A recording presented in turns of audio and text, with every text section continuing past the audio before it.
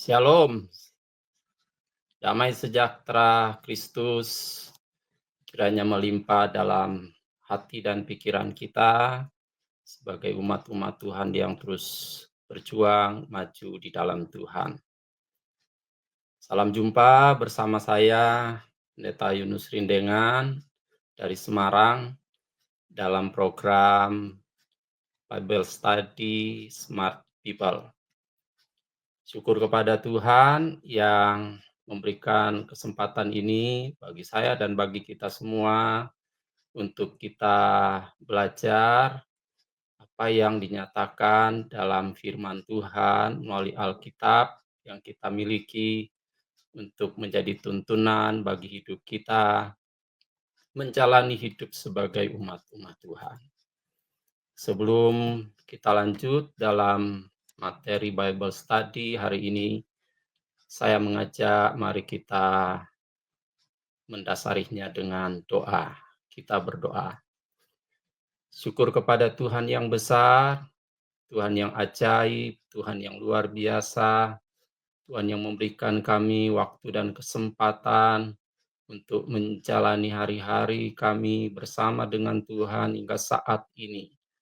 Dan dalam kesempatan yang baik ini, kami buka hati kami, tujukan pikiran kami kepada kebenaran-Mu, untuk kami dalami, untuk kami simak, untuk kami terima kehendak Tuhan dalam firman-Mu bagi hidup kami. Kuduskan kami, pakai hamba-Mu dalam urapan-Mu, dalam bimbingan-Mu, juga untuk menyampaikan kebenaran ini bagi kami semua. Kami bersyukur mendasari semua di dalam nama Tuhan Yesus Kristus. Haleluya. Amin. Baik, puji Tuhan, kita akan menelusuri satu materi dalam Bible Study ini tentang predestinasi. Predestinasi adalah bagian yang sangat penting untuk kita pelajari, dan saya bersyukur diberikan kesempatan oleh Tuhan untuk meneliti bagian ini dalam proses pendidikan saya dan diberikan kesempatan untuk memaparkan hal ini dalam Bible Study Smart People. Saya ada di Semarang bersama dengan keluarga saya, istri, dan 2 orang anak saya. Puji Tuhan, kita melihat apa itu predestinasi. Apakah predestinasi itu adalah ajaran dari Alkitab kita atau bukan? Ini sangat penting karena bagian ini akan menuntun hidup kita kepada apa yang Tuhan nyatakan di dalam firman-Nya dan bagaimana kita menyikapi apa yang Tuhan telah anugerahkan dalam hidup kita. Dalam materi pelajaran ini ada beberapa buku utama yang saya gunakan di samping sejumlah buku sumber yang lainnya, yaitu buku predestinasi yang Tuhan izinkan saya tuliskan dalam sebuah buku. Kemudian ada buku Teologia Sistematika dari Ruth Birkhoff, Kaum Pilihan Allah dari R.C. Sproul, dan Keselamatan Bersyarat atau Tidak Bersyarat dari Guy Dati, dan juga ada buku Runtut Pijar dari Tony Land. Buku-buku ini bisa kita lihat menjadi sebagian dari sumber teori yang saya jadikan sebagai bahan penelitian dan bahan kajian untuk materi ini. Baik, sentral dari berita Alkitab kita itu sesungguhnya adalah keselamatan. Jika kita melihat di dalam firman Tuhan, mulai dari kitab Kejadian, Alkitab sudah menyampaikan kepada kita bahwa Allah kita adalah Allah yang menginginkan hidup kita sebagai ciptaannya ada dalam ranah keselamatan dari Allah.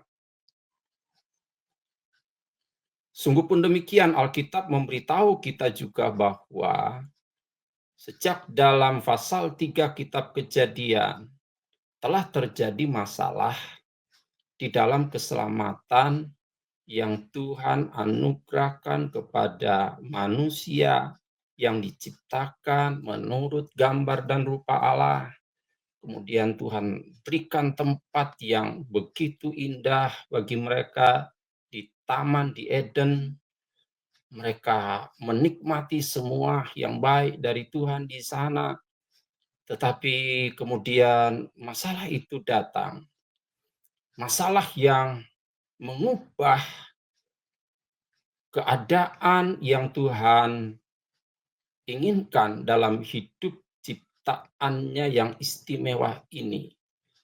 Dan masalah itu adalah ketika manusia memilih untuk mengikuti apa yang disampaikan oleh iblis melalui seekor ular itu dan membuat dirinya mengabaikan apa yang Tuhan firmankan untuk tidak makan buah dari pohon pengetahuan tentang yang baik dan yang jahat itu.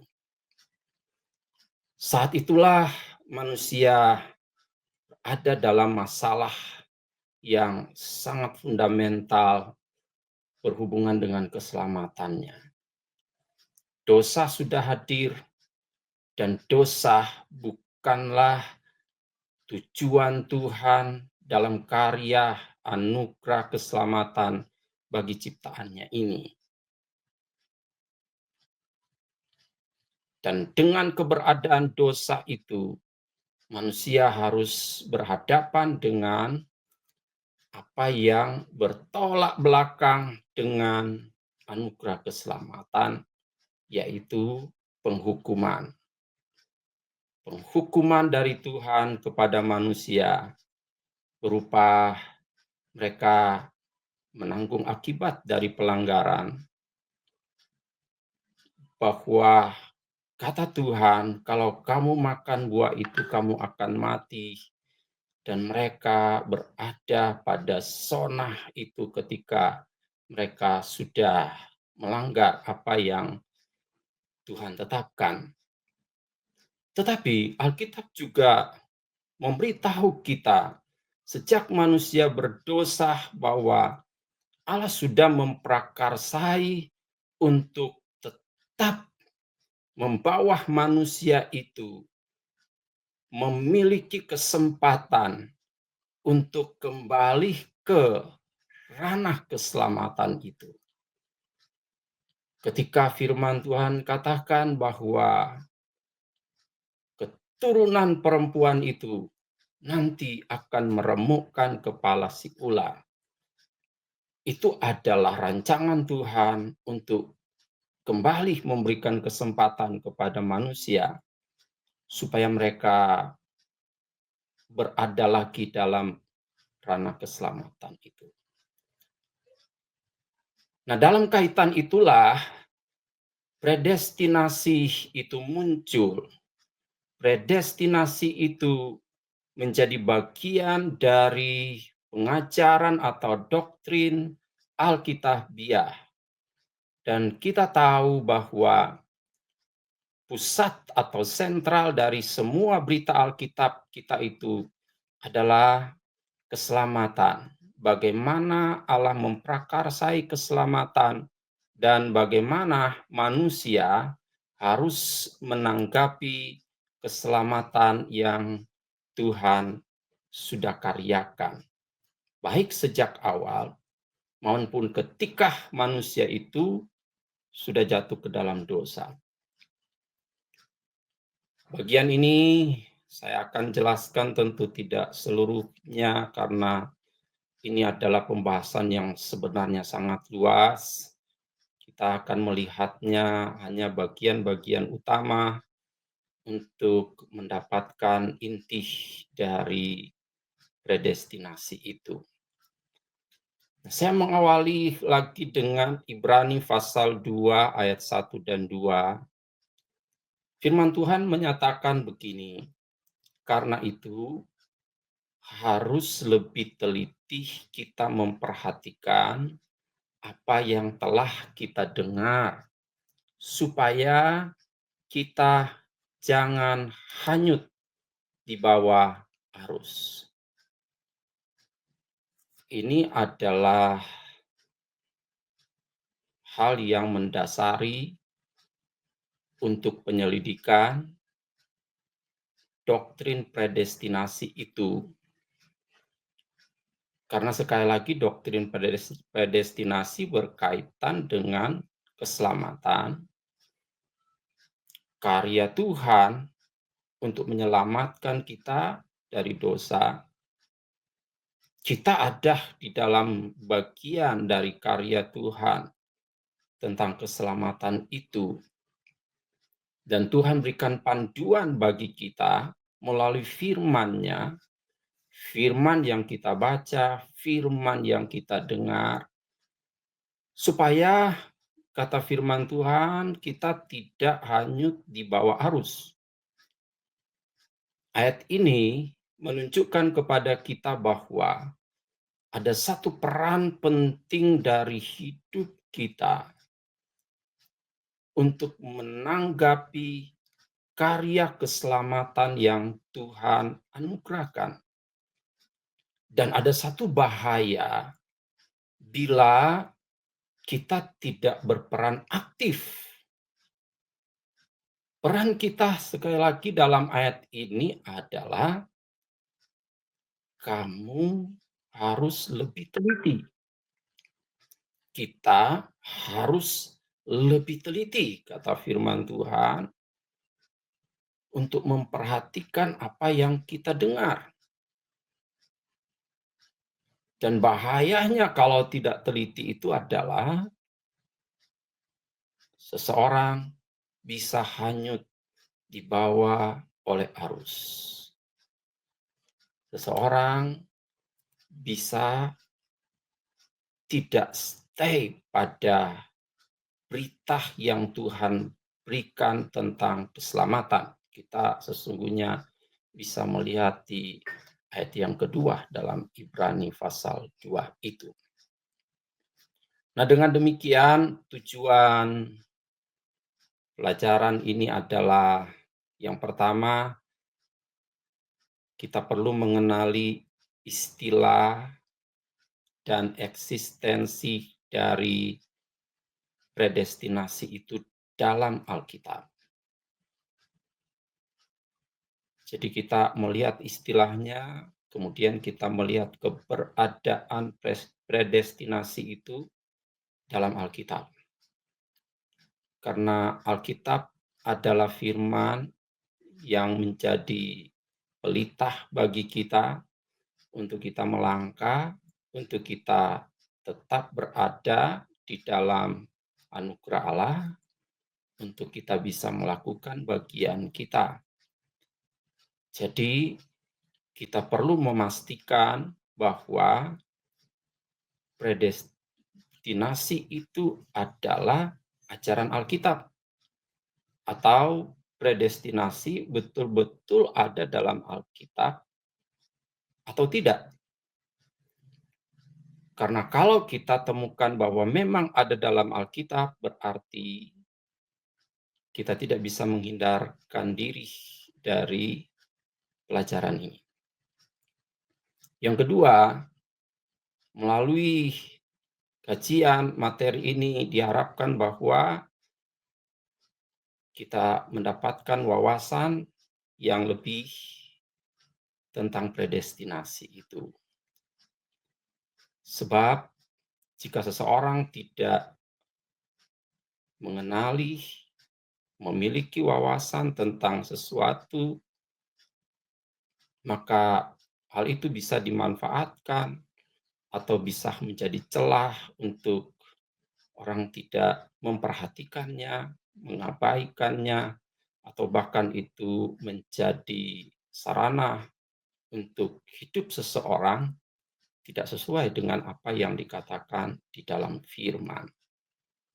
Dan yang ketiga, diharapkan bahwa dengan kita mengetahui eksistensi predestinasi, memiliki wawasan tentang predestinasi dalam ajaran firman, maka itu akan memotivasi kita untuk kita senantiasa menghidupi firman ini dan seluruh firman yang Tuhan berikan bagi kita di dalam Alkitab kita.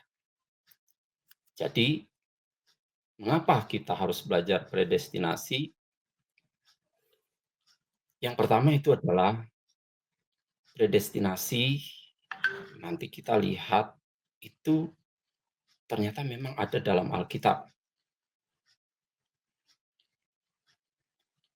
Saya mendengar tentang istilah ini memang pada saat kuliah. Sebelumnya saya tidak familiar dengan istilah ini. Dan itu mendorong saya untuk mencari tahu dari mana istilah ini muncul. Ternyata itu ada dalam Alkitab. Nanti kita lihat bagian-bagian Alkitab itu. Mengapa kita belajar predestinasi? Karena predestinasi adalah bagian dari pelajaran tentang keselamatan. Kalau dalam pelajaran Alkitab di sekolah-sekolah, di sekolah Alkitab, di sekolah-sekolah tinggi teologi, pelajaran tentang keselamatan itu ada dalam satu mata pelajaran atau mata kuliah yang disebut dengan soteriologi. Tetapi dalam pelajaran atau mata kuliah lainnya juga kita menemukan kaitannya dengan keselamatan. Contohnya, kalau belajar tentang teologi proper, teologi tentang Allah, itu tidak mungkin tidak berbicara tentang keselamatan. Apalagi kalau kita bicara tentang kristologi, pelajaran tentang Yesus Kristus, pneumatologi, pelajaran tentang Roh Kudus, teologi sistematika, dogmatika, juga eskatologi. Ini mata-mata kuliah yang saya sebut syarat dengan hal-hal yang berkaitan dengan keselamatan. Dan sekali lagi, kalau berbicara tentang keselamatan, maka orang tidak bisa menghindarkan diri, menjauhkan diri, mengabaikan apa yang disebut dengan predestinasi itu. Selain itu, Alkitab menyatakan Tuhan Yesus menyebutkan sendiri bahwa akhir zaman akan banyak pengajaran sesat, pengajaran yang menyimpang, pengajaran yang kelihatannya awalnya dia punya tujuan yang sama, tapi kemudian dia menyimpang. Dia serong satu derajat, maka titik tujuannya tidak tercapai. Itu yang disebut dengan sesat.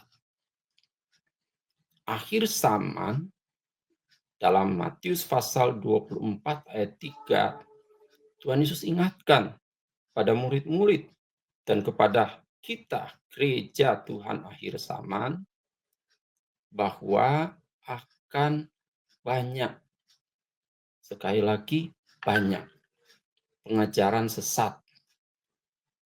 Dan pengajaran-pengajaran sesat itu pada prinsipnya berkaitan erat dengan pengajaran tentang keselamatan. sebagai bagian dari gereja Tuhan, kita tahu bahwa belakangan ini semakin banyak ajaran yang tiba-tiba muncul, disampaikan secara luas tentang keselamatan. Dan kita perlu waspada, kata Tuhan Yesus, dengan ajaran-ajaran tentang keselamatan itu yang muncul di akhir zaman, karena Tuhan Yesus mengatakan di akhir zaman akan banyak pengajaran sesat. Jadi kita harus waspada dengan itu. Baiklah, saya mengutip satu bagian dari buku Diselamatkan oleh Anugerah karangan Anthony Hoekema yang memaparkan bahwa soteriologi itu merupakan tema utama dalam Alkitab dan itu merupakan pokok bahasan yang paling luas. Dan predestinasi adalah bagian dari soteriologi. Harus diakui, doktrin predestinasi adalah satu doktrin yang paling kontroversial dalam keseluruhan teologi.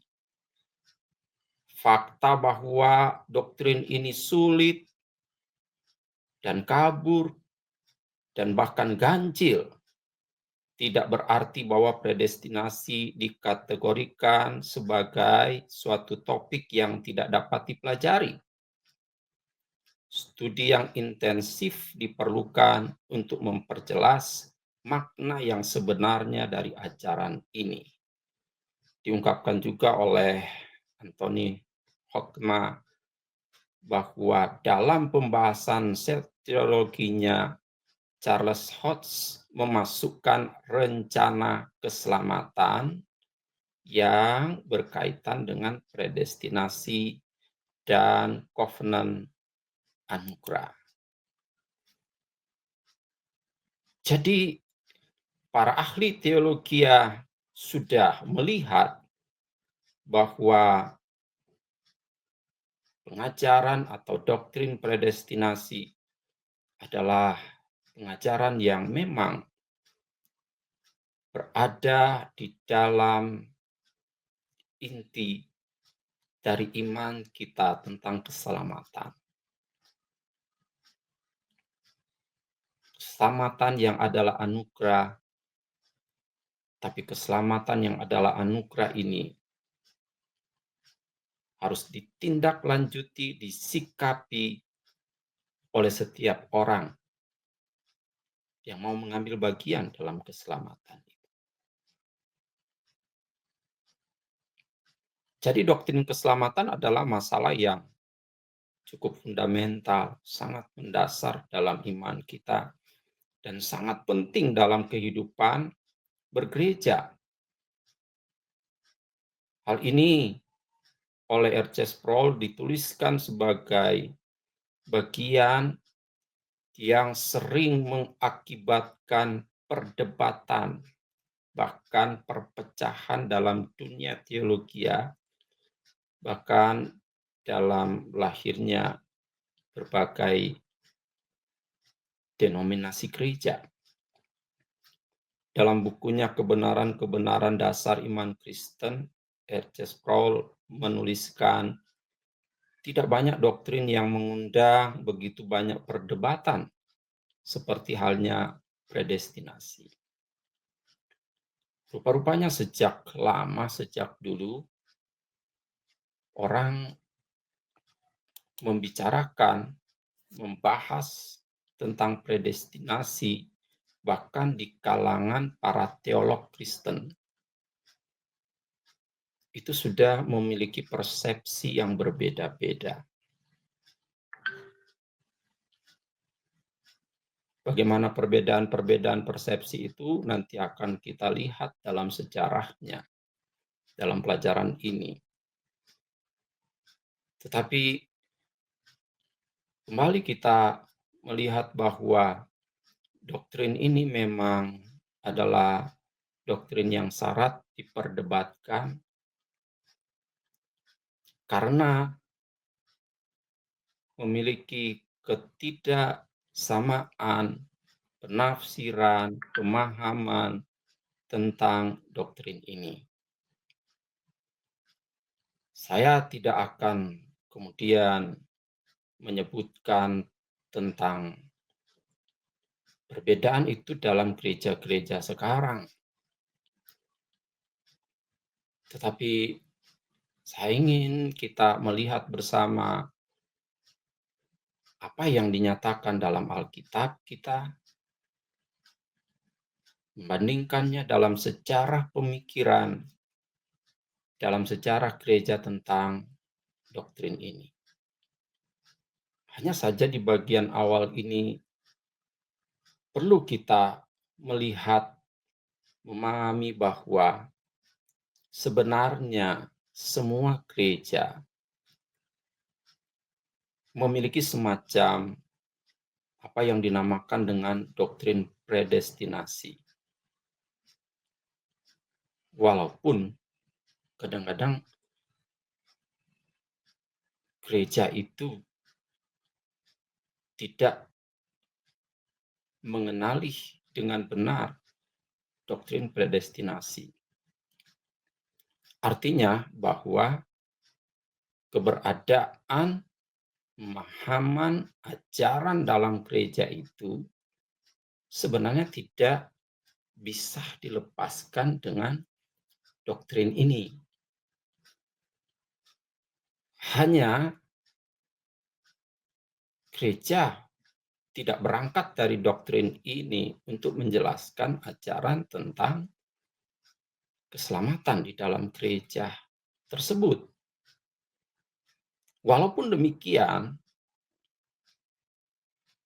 mau atau tidak mau, sadar atau tidak sadar, bahwa doktrin ini sebetulnya ada di dalam ajaran setiap gereja. Hanya di jalur yang mana ajaran ini berada pada gereja tertentu, kita mungkin bisa melihatnya nanti di dalam sejarah pemikirannya pada sesi-sesi berikutnya. Tapi kembali lagi bahwa sebenarnya semua gereja Kristen memiliki doktrin predestinasi, mengajarkan tentang keselamatan itu. Dan ketika mengajar tentang keselamatan, mau atau tidak mau, itu sesungguhnya mengajarkan tentang predestinasi. Kenapa begitu? Nanti kita lihat pada bagian-bagian berikut. Tapi yang pasti, kalau semua gereja mengajarkan itu sementara ada pemahaman yang berbeda-beda dari setiap gereja, maka bisa dikatakan bahwa doktrin predestinasi yang ditemukan di setiap gereja itu memang berbeda. Berbeda doktrin predestinasi dalam kelompok gereja yang satu dengan gereja yang lainnya. Yang kita tahu bahwa aliran gereja itu ada lebih dari 300. Dan semua sebetulnya punya pandangan masing-masing tentang doktrin ini. Sekali lagi, secara sadar atau tidak, artinya disengaja bahwa mengajarkan tentang doktrin predestinasi atau tidak menyebutkan doktrin ini, tapi dalam ajaran keselamatan itu sesungguhnya tidak bisa dilepaskan dari yang namanya doktrin predestinasi. Nah, walaupun doktrin predestinasi itu termasuk topik yang pembahasannya cukup singkat di dalam Alkitab, ya, Artinya yang menyebutkan langsung istilah ini dalam Alkitab itu tidak banyak memang, hanya beberapa bagian. Tapi uraian yang berkaitan dengan doktrin ini, terutama dalam Perjanjian Baru, Alkitab Perjanjian Baru kita, sesungguhnya sudah mampu memberikan pemahaman yang jelas bagi setiap orang Kristen yang menginginkan memiliki pengetahuan, pengenalan akan doktrin ini, ajaran ini secara mendalam. Jadi penggunaan istilahnya memang tidak banyak, tetapi uraian yang berkaitan dengan predestinasi ini, dengan istilah ini, dengan konsep tentang predestinasi, itu sesungguhnya sangat luas. Bahkan di awal saya menuliskan tadi bahwa itu menjadi ajaran yang sangat mendasar dalam Alkitab kita. Bahkan itu menjadi pusat dari semua berita Alkitab dari Kejadian sampai Wahyu. Walaupun dalam Perjanjian Lama itu umumnya berisi gambaran, bayangan-bayangan, tapi sudah ada juga dalam Perjanjian Lama. Apalagi di dalam Alkitab Perjanjian Baru yang memang mengedepankan tentang karya keselamatan oleh Yesus Kristus bagi seisi dunia yang mau percaya kepada Dia. Dengan demikian, di bagian pendahuluan ini saya simpulkan bahwa setiap orang yang mau belajar sungguh-sungguh akan firman Tuhan, ya, yang percaya bahwa Alkitab adalah firman Allah, tidak bisa mengabaikan pelajaran tentang predestinasi. Mengapa? Sebab predestinasi itu tertulis, tertuang dengan jelas di dalam Alkitab kita.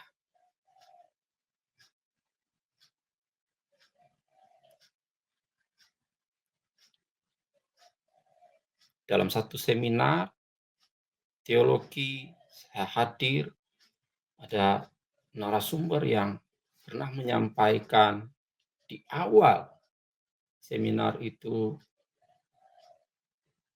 predestinasi itu sesat. Kebetulan saya sudah selesai mengadakan penelitian karena bagian ini adalah hasil penelitian ilmiah yang saya kerjakan. Saya bertanya-tanya kenapa bisa seseorang mengatakan secara langsung bahwa itu sesat. Padahal saya menemukan bahwa istilah ini tertuang dengan jelas, tertulis dengan jelas dalam Alkitab kita. Kalau itu keberadaan istilah ini memang tertulis dengan jelas dalam Alkitab, kenapa ada yang mengatakan itu sesat? Barangkali itu adalah karena belum meneliti lebih jauh tentang istilah ini. Karena terbawa di dalam ajaran-ajaran tertentu tentang doktrin ini yang dianggap tidak sesuai dengan pemahaman dari narasumber tersebut tentang keselamatan. kiranya nanti setelah kita mempelajari doktrin ini dalam Alkitab, diharapkan kita tidak serta-merta mendengar istilah ini, istilah predestinasi, atau juga ada istilah lain yang muncul dalam dunia teologi Kristen. Kemudian segera mengatakan bahwa itu sesat. Alangkah baiknya kita perlu mencari tahu dalam Alkitab kita, paling tidak pertama, apakah istilah itu ada dalam Alkitab atau tidak. Baru kemudian kita melihat lebih jauh apa maksudnya hal itu dinyatakan dalam Alkitab. Jadi, dari apa yang saya sampaikan di bagian pendahuluan ini tentang predestinasi dapat disimpulkan secara awal bahwa sesungguhnya predestinasi itu tidak dapat dikatakan sesat karena tertuang dalam Alkitab. Nanti kita buktikan pada bagian selanjutnya. Jika istilah ini tertulis dalam ayat-ayat Alkitab kita, maka kita harus membuka hati untuk mengatakan bahwa ini bukan ajaran yang sesat.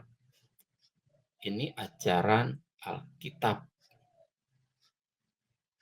Dan kita tidak boleh menghindari ajaran ini, tidak boleh mengabaikannya. Yang harus kita lakukan adalah kita menelusuri lebih jauh, kita mendalaminya dengan sungguh-sungguh sambil meminta bimbingan dari Tuhan, dari karya kuasa Roh Kudus, untuk menuntun kita mengenali dengan benar ajaran ini dalam Alkitab, sehingga kita pun boleh hidup menurut apa yang Tuhan nyatakan di dalam firman-Nya dalam kaitannya dengan doktrin predestinasi itu. Baik, kemudian kita melihat eksistensi atau keberadaan dari predestinasi itu. Kita memulainya dengan predestinasi dalam pandangan etimologi. Jadi kalau kita membuka kamus, saya ambil di sini satu saja, kamus sejarah gereja. Di Kamus Umum Bahasa Indonesia juga kita bisa melihat artinya tidak jauh berbeda. Istilah predestinasi itu sesungguhnya berasal memang dari bahasa Latin, predestinare. Dia memiliki arti sebelum penahbisan atau sebelum penetapan. Kalau diuraikan dalam uraian kata itu, dari kata prae dan destinare. Prae sebelumnya, destinare penetapan atau pemilihan. Sekali lagi, bagi saudara yang mau melihat lebih jauh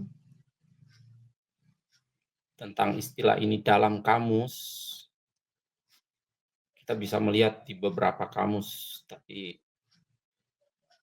karena waktu yang singkat untuk materi ini, saya mengabaikan dulu kamus-kamus yang lain. Saya memilih satu saja dari kamus sejarah gereja. Karena dalam uraian-uraiannya di kamus-kamus itu arti dari kata ini tidak jauh berbeda. Selanjutnya kita melihat apakah istilah ini ada dalam Alkitab kita. Mari kita melihat. Pertama, dalam beberapa Alkitab terjemahan bahasa Inggris yang biasa digunakan, versi King James ataupun New International Version dan lainnya, maka kita bisa menemukan keberadaan istilah ini di dalam ayat-ayat Alkitab.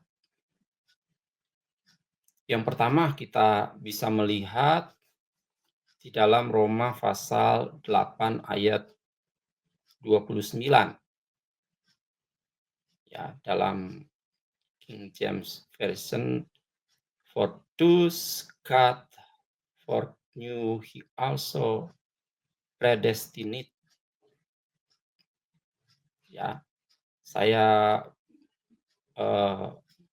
menebalkan kata ini, istilah ini untuk menunjukkan bahwa istilah predestinasi itu ada dalam ayat Alkitab. Dalam Roma pasal 8 ayat 29, kalau dalam terjemahan bahasa Indonesia, dia diberikan penjelasan artinya dengan dipilihnya dari semula. Ya, predestinate, dipilihnya dari semula. Juga ada uraian ini, mereka juga ditentukannya dari semula. Itu dalam Roma pasal 8 ayat 29. Kemudian dalam Roma pasal 8 ayat 30 juga disebutkan tentang istilah ini. And those he predestinate. Ada di sana. Ya. Jadi istilah ini ada di Roma pasal 8 ayat 30 juga. Yang kalau kita artikan dalam terjemahan bahasa Indonesia kita, itu memiliki arti ditentukannya dari semula.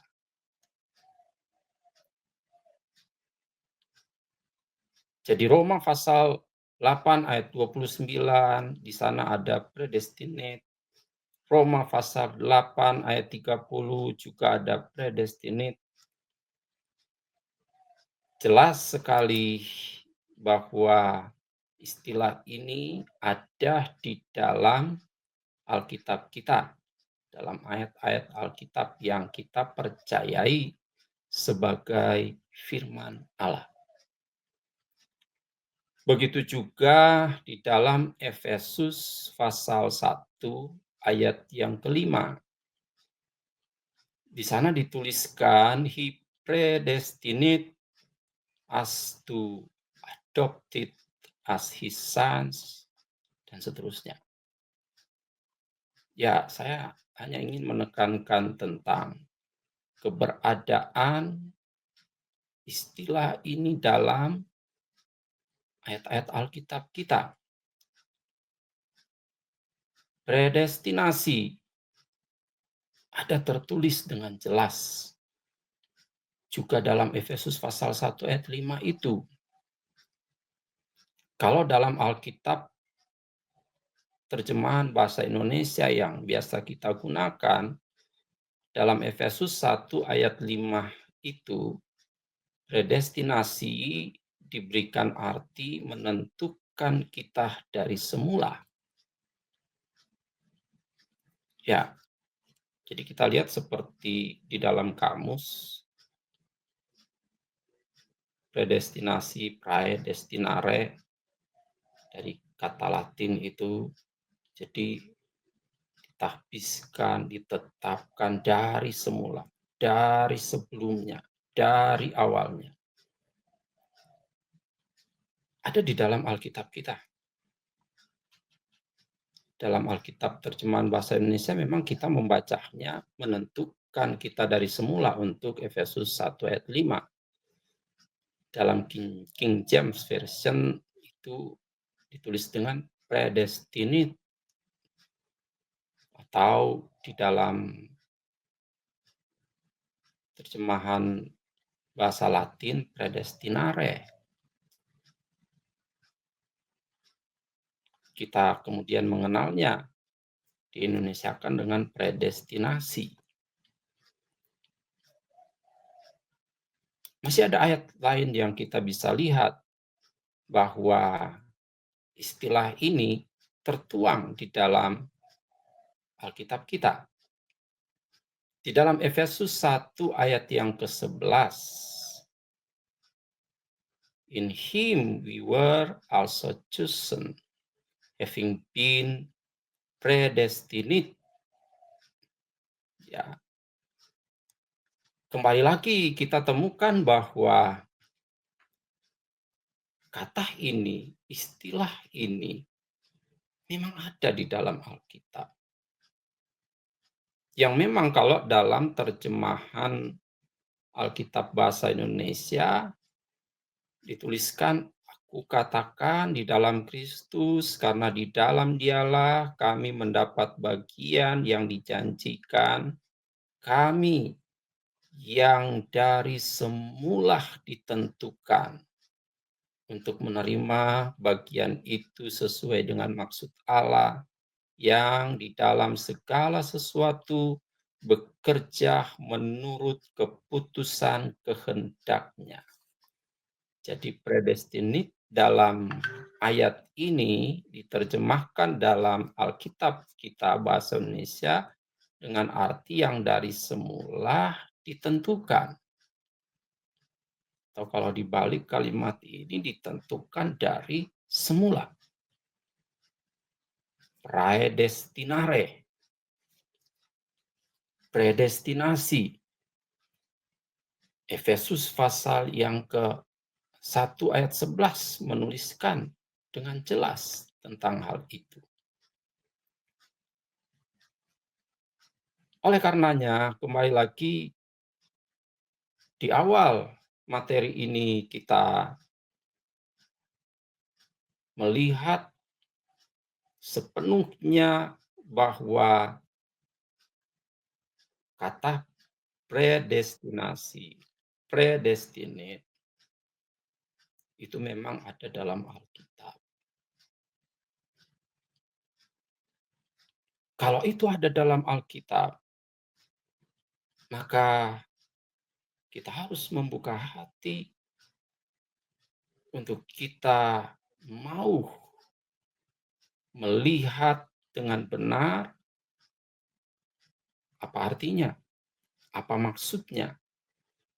Bukan untuk kita mengabaikan seperti dikatakan oleh para teolog sebelumnya. Memang tidak mudah. Memang doktrin ini dalam sejarahnya yang akan dipaparkan pada sesi-sesi berikut memunculkan banyak sekali perdebatan. Memunculkan banyak ketidaksepahaman. Orang bertolak belakang untuk memahami arti dari istilah ini. Sehingga ketika ada orang yang mendengar arti yang diberikan dari istilah ini, dari pengajaran tentang predestinasi oleh satu kelompok, dan merasa bahwa ini nggak sesuai dengan apa yang diajarkan sebelumnya.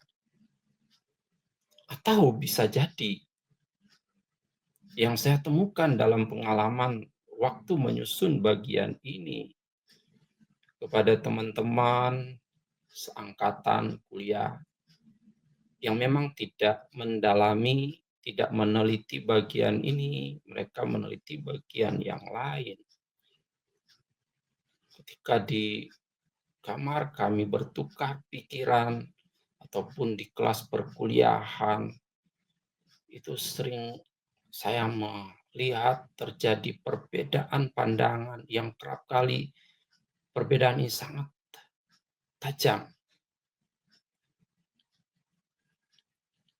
Tapi ini justru menarik untuk kita meneliti lebih lanjut, mendalami apakah benar demikian.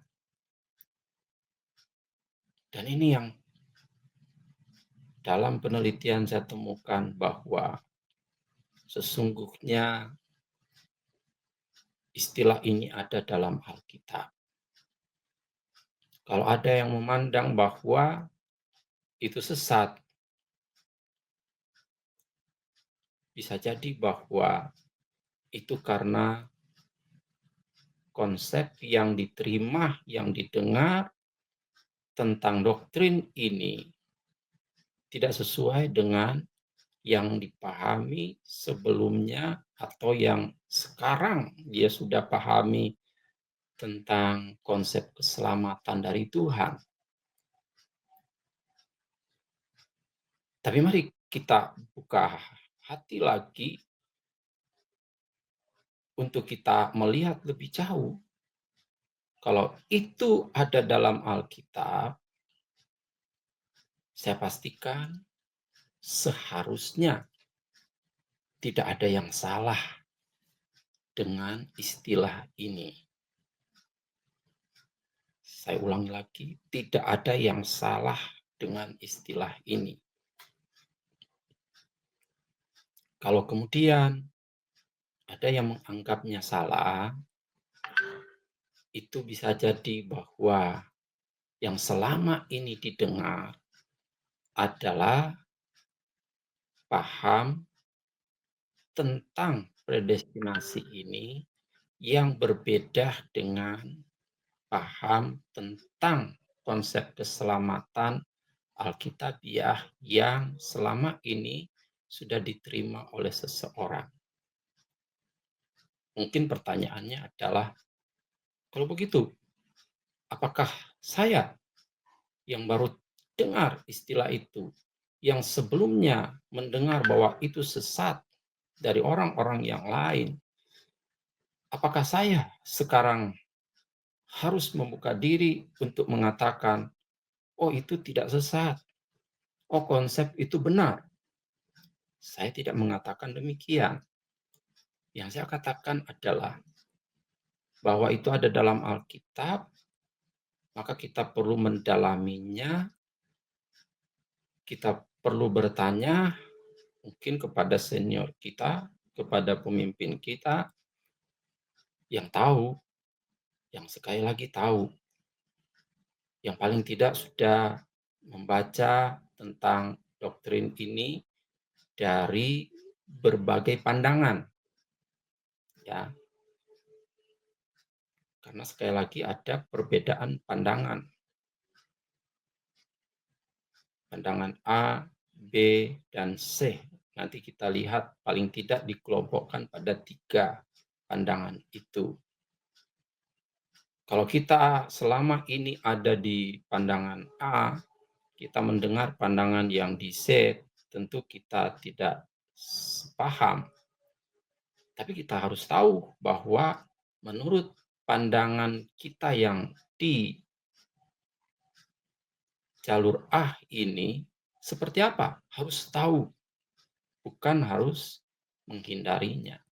Atau kita ada di pandangan kelompok B.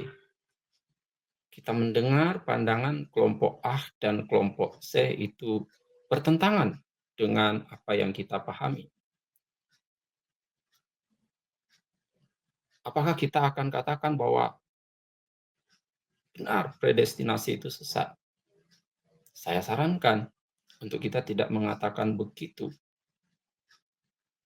Karena kalau kita menjudge bahwa predestinasi itu sesat, maka kita akan terjebak pada apa yang kita yakini Alkitab adalah firman Allah. Dan kalau statement itu kita nyatakan dengan gamblang dan ada pihak lain yang mendengarnya, yang memang tidak setuju bahwa Alkitab itu adalah firman Allah, bisa menggunakan itu untuk menyatakan bahwa Alkitab yang kita sebut firman itu berisi penyesatan, berisi ketidakbenaran. Itu konsekuensi. Maka di awal materi ini saya mengajak kita untuk membuka diri, bukan menolak satu ajaran yang kita dengar yang memang tidak sesuai dengan apa yang kita pahami sekarang, tapi kita membuka diri untuk kita meneliti, untuk kita bertanya. Kalau kita punya kemampuan teologi untuk kita mendalami, memeriksanya, paling tidak di awal ini, sekali lagi kita mencari tahu dari mana istilah ini ada. Dari mana istilah ini kemudian disampaikan ke publik, ke umum, ke kita, ke gereja, ke umat-umat Tuhan. Dan kalau kita mau mendalaminya, maka apa yang saya sudah sampaikan di ayat-ayat firman Tuhan tadi, kita akan temukan bahwa istilah ini yang kemudian menjadi bagian dari ajaran gereja tentang keselamatan, yaitu predestinasi. Dia ada dalam Alkitab kita. Bukan hanya satu. Yang saya contohkan tadi itu paling ada 4, paling tidak ada 4. Dan kita masih bisa menemukan di ayat-ayat yang lainnya. Predestinasi ada dalam Alkitab kita.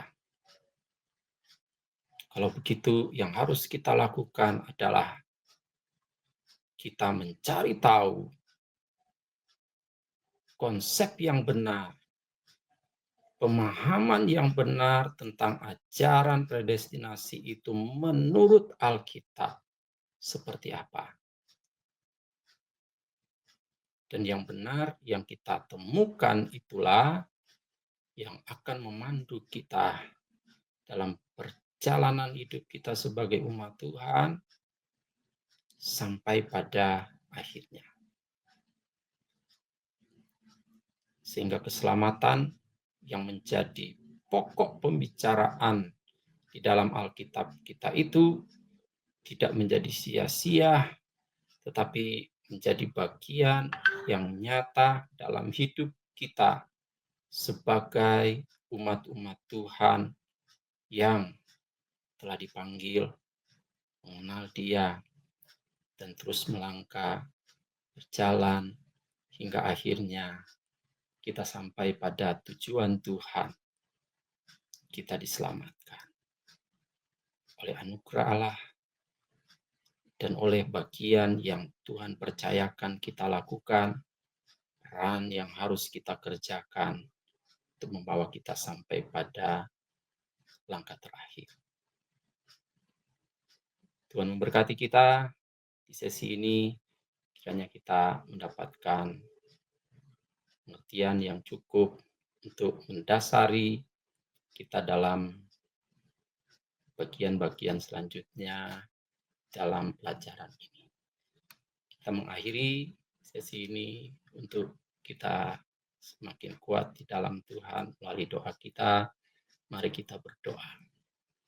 Terima kasih Tuhan, Kau adalah kebenaran yang Kau nyatakan bagi hidup kami dalam firman-Mu, untuk kami terima, untuk kami percayai, untuk menjadi penuntun bagi hidup kami sampai di langkah terakhir.